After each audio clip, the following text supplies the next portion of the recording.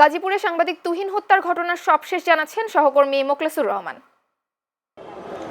আপনি জানেন যে গতকাল বৃহস্পতিবার রাত ৮টার সময় গাজীপুর চান্দনা চৌরাস্তা এলাকায় আসাদুজ্জামান তুহিন নামে একজন সাংবাদিককে চাপাতি এবং চাইনিজ কুড়াল ধারালো অস্ত্র দিয়ে কিছু দুর্বৃত্তরা তাকে কুপিয়ে হত্যা করে। এর পরেই কিন্তু পুরো গাজীপুরে চাঞ্চল্যের সৃষ্টি হয়। খবর পেয়ে কিন্তু গাজীপুর মেট্রোপলিটন পুলিশের ঊর্ধ্বতন কর্মকর্তারা ঘটনাস্থলে আসেন।